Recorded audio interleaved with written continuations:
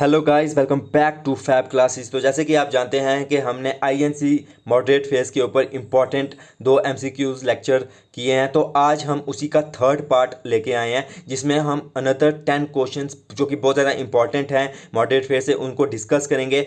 देखिए, ये जो है ना, आज जो मैं लेक्चर लाया हूँ, शायद आज मैं कंक्लूड कर दूँ। तो अगर आप ये 3 लेक्चर देख के जाते हैं ना, तो अगर मॉडरेट फेस से कोई क्वेश्चन आएगा ना, तो वो इन्हीं में से आएगा। और अगर आप देख के गए हैं, अगर आपको याद है, तो वो आपका क्वेश्चन गलत नहीं होगा। तो चलिए वीडियो को शुरू करते हैं without wasting any further time. तो 21st क्वेश्चन है, who among the following moderate leaders was a professor of English at metropolitan institution Calcutta and founded Ripon college. तो इनमें से कौन सा मॉडरेट लीडर जो है वो क्या था? इंग्लिश का प्रोफेसर था। कहाँ? मेट्रोपॉलिटिकल इंस्टीट्यूशन, जो कि कलकत्ता में है। और उन्होंने ही फाउंड किया था रिपन कॉलेज को, जिसका नाम अब कुछ और है। तो इसका राइट आंसर आएगा सुरेंद्रनाथ बैनर्जी। ये इंग्लिश के जिसे कहते हैं प्रोफेसर थे, और इन्होंने ही फाउंड किया था रिपन कॉलेज को, जिसका नाम अब सुरेंद्रनाथ कॉलेज है। ठीक है ना? तो इसका राइट आंसर था डी। हाँ, तो इसमें मैंने वो भी दिया हुआ है, ये भी याद रखना, ये कलकत्ता में था। ठीक है ना? Okay. Which of the following news papers was not associated with the moderate leader. तो इनमें से कौन सा ऐसा, जैसे कहते हैं ना, न्यूज़पेपर है जो कि मॉडरेट लीडर कोई नहीं लिखता था? तो रस्त गफ्फार, सॉरी, पहला है द बंगाली, रस्त गफ्फार, केसरी या बॉम्बे क्रॉनिकल्स। देखिए, केसरी जो है ना, वो लिखते थे बाल गंगाधर तिलक, और जो केसरी है वो मराठी में था। ठीक है ना? ये भी याद रखना। तो जो बाल गंगाधर तिलक थे, वो एक्सट्रीमिस्ट लीडर थे। तो इस हिसाब से ये राइट आंसर आ गया कि भाई, ये जो है मॉडरेट लीडर नहीं लिखते थे। रस्त गफ्फार, ये कौन लिखते थे? ये लिखते थे दादा भाई नौरोजी। और जो है बॉम्बे क्रॉनिकल्स, ये लिखते थे फिरोज मेहता। तो आपका जो है ना, काम ये है कि कमेंट सेक्शन में आपने बताना है जो बंगाली है उसका ऑथर, मतलब कि वो कौन लिखता था, एडिटर कौन था उसका। ठीक है ना? तो उम्मीद है कि आपको क्वेश्चन समझ आया होगा। तो आगे बढ़ते हैं।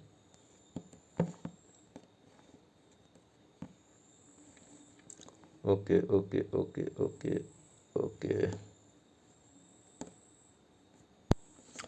क्वेश्चन नंबर 23 है, the Indian national Congress was founded in 1885 in which city. तो जो है आईएनसी, वो कौन सी सिटी में फाउंड की गई थी? तो वो बम्बई में फाउंड की गई थी। राइट आंसर भी है। इसमें टाइम वेस्ट नहीं करेंगे, ये इजी क्वेश्चन है। जो इजी क्वेश्चन है उसमें हम अपना टाइम वेस्ट नहीं करेंगे। बस इतना याद रख लो कि जो फर्स्ट सेशन था आईएनसी का, वो हुआ था नेशनल कांग्रेस का गोकुल दास तेजपाल संस्कृत कॉलेज, जो कि बम्बई में है। ठीक है ना? 72 डेलीगेट्स थे। ये तो चलो आपको पता ही होगा। ओके ओके, ठीक है। ओके, शायद ये ज़्यादा बड़ा हो गया, एक सेकेंड। तो 24 क्वेश्चन है, which of the following was a major criticism levelled against the moderates. तो मॉडरेट्स के ऊपर, जिसे कहते हैं ना, एक क्या उनको कहा जाता था कि भाई ये किस चीज़, मतलब इनका जो वे है वो उस तरीके का नहीं है जिस तरीके का होना चाहिए। क्योंकि उनके जो मेथड थे, वो जैसे मैंने पहले भी प्रीवियस लेक्चर्स में आपको बताया कि वो 3 P पर काम करते थे: पिटीशन, प्रेयर और पब्लिक मीटिंग्स। ठीक है ना? सिंपली तो वो इन्फ्लुएंस करने की कोशिश करते थे, ये बता के कि भाई आप फेयर प्ले करो। आप मतलब आपको जैसा वहाँ पर करते हो ब्रिटिश, मतलब ब्रिटेन में जैसे आप करते हो, आप वहाँ यहाँ पर भी वैसा करो। तो मतलब वो ऐसे इन्फ्लुएंस करने की कोशिश करते थे। तो जो एक्सट्रीमिस्ट थे वो कहते थे कि इनके जो टैक्टिक्स हैं वो क्या हैं? Their politics were described as political mendicancy and beggary, कि भीख मांगते हैं और वो मिन्नतें करते हैं, तरले मिन्नतें ज़्यादा, मतलब इस पर ध्यान है उनका, जो कि ऐसा होना नहीं चाहिए। मतलब वो ये कहते थे, एक्सट्रीमिस्ट्स ये कहते थे। तो इसका राइट आंसर है सी। ठीक है ना? ओके, या आप पढ़ सकते हैं एक्सप्लेनेशन, अगर आपको मेरा बोला समझ नहीं आता तो आप एक्सप्लेनेशन भी पढ़ सकते हैं। ठीक है ना? तो वो कोई सीन नहीं है। आपको क्वेश्चन समझ आना चाहिए, ताकि आप बस मतलब निकाल सको। और जब अगर अगर एग्जाम में आप क्वेश्चन देखो तो भाई आप मार के आओ मार्क। तो बस मेरा मेन गोल यही है। The moderates aimed for which of the following reforms in the Indian civil services. तो मॉडरेट्स जो हैं वो क्या रिफॉर्म चाहते थे ICS में, मतलब कि इंडियन सिविल सर्विस जो कि अब IAS है, ठीक है ना। तो उसमें complete abolition of the ICS तो बिल्कुल भी नहीं, वो ये क्यों चाहेंगे कि ये खत्म हो जाए। Higher salaries for British officers, British officers के लिए मॉडरेट्स क्यों डिमांड करेंगे। Simultaneous examination for the ICS in England and India, बिल्कुल वो ये कहते थे कि जिस तरीके इंग्लैंड में एग्ज़ाम होता है वैसे ही इंडिया में भी होना चाहिए, ताकि जो इंडिया से कैंडिडेट है उनको ऑल द वे लंदन ना जाना पड़े एग्ज़ाम को देने के लिए, ठीक है ना। तो बस मतलब उनकी ये डिमांड थी। Okay okay.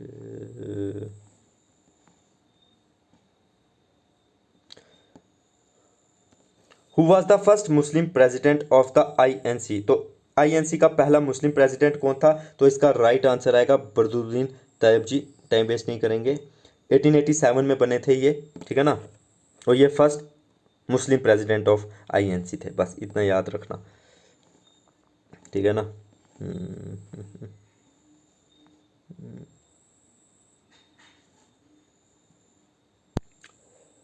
क्वेश्चन नंबर 27 है। The moderates political methods were based on a firm belief in the inherent goodness of the British people, the ultimate superiority of the British administration, the idea that British rule was a form of divine providence, the British commitment to justice and fair play। तो वो simply जिसके कहते हैं ना, वो उनका ये believe था जो ब्रिटिश हैं वो जस्टिस और फेयर प्ले करेंगे एट द एंड, मतलब विद टाइम वो जस्टिस भी करेंगे और इंडियंस के साथ वैसे ही फेयरली ट्रीट करेंगे जैसे कि वो ब्रिटेन में करते हैं। हालांकि ऐसा हुआ नहीं, बट उनका जिसे कहते हैं ना कि ये बिलीव था, ठीक है। एक एक्सक्यूज, उनका सिंपली ये बिलीव था, ठीक है ना, कि भाई ब्रिटिश जो हैं वो कमिट जस्टिस करेंगे और फेयर प्ले करेंगे, ठीक है ना। The British commitment to justice and fair play. The moderates held a strong belief that the British would eventually grant Indian self-government and greater political rights out of their sense of justice and fair play, a belief that was later proven to be misplaced। मतलब कि उनको बस ये लगता था कि एक ना एक दिन वो इंडिया को सेल्फ गवर्नमेंट भी दे देंगे, पॉलिटिकल राइट्स भी उनके बढ़ाएंगे, जस्टिस और फेयर प्ले करेंगे। मतलब ऐसा कभी हुआ नहीं, मतलब लेकिन मॉडरेट्स का ये बिलीफ था, इसी वजह से वो 3P के ऊपर जिसे कहते हैं वो करते थे, डिपेंड करते थे, वो ज़्यादा कुछ हल्ला डुल्ला करते नहीं थे। विच of the following was the first political demand of the Indian national Congress. तो इंडियन नेशनल कांग्रेस की पहली जिसे कहते हैं ना डिमांड क्या थी political. The right to form a separate parliament for Indians, नहीं, वो ये नहीं कहते थे कि इंडियन को पूरा का पूरा अलग सेपरेट पार्लियामेंट ही दे दो। And increase in the number of elected members in the legislative council, complete independence from British, the removal of all British officials from India. तो वो सिंपली कहते थे कि जो नंबर हैं इलेक्टेड मेंबर्स के लेजिस्लेटिव काउंसिल में इंडिया के, उनको इंक्रीज कर दो। तो आंसर बी है, ठीक है ना। उनकी सिंपली ये डिमांड थी। हमने क्वेश्चन पहले भी डिस्कस किया था, किसी और सेंस में था बट किया हुआ डिस्कस।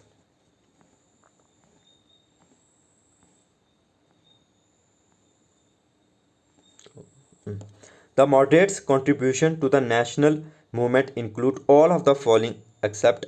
तो सब कुछ मॉडरेट्स ने किया बट एक किसी चीज़ को छोड़ के, वो क्या। Exposing the exploitative nature of British rule, ये तो किया। Creating a solid intellectual base for the national movement, fostering national unity and consciousness, leading a successful mass movement across India. देखिए उन्होंने ये तीनों पहले की जो है ना ये चीज़ें की हैं, उन्होंने एक्सपोज करने की भी कोशिश की, इंटेलेक्चुअल बेस भी बनाने की कोशिश की नेशनल मूवमेंट्स के लिए, और नेशनल यूनिटी और कॉन्शियसनेस को मतलब बढ़ाने की भी कोशिश की। बट वो अनसक्सेसफुल रहे एक चीज़ में कि उन्होंने ना सक्सेसफुल मास मूवमेंट को नहीं कर पाए इंडिया में, जैसे कि फिर एक्सट्रीमिस्ट ने किया। ये उनका सबसे बड़ा ड्रॉबैक था। तो इसका राइट आंसर डी आएगा। तो आज के आखिरी क्वेश्चन के ऊपर चलते हैं।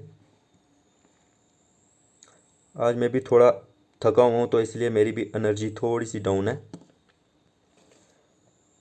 The moderates economic critic was primarily based on which of the following.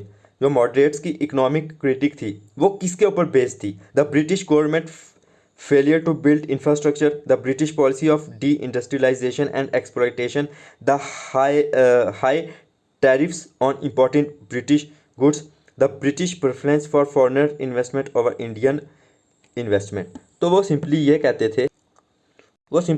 थे, देखिए मॉडरेट सिंपली ये चीज़ मतलब इस पर जोर देते थे कि जो ब्रिटिशर्स की पॉलिसी है डी इंडस्ट्रियलाइजेशन की और एक्सप्लॉयटेशन की, ये इंडियन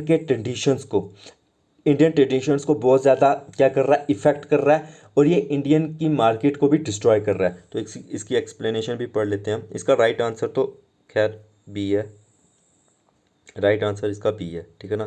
तो एक्सप्लेनेशन भी पढ़ लेते हैं हम इसकी थोड़ी सी। The moderates, led by figure like Dadabhai Naoroji, argued that British policies systematically destroyed traditional Indian industries and drained wealth from the country, leading to its economic ruin।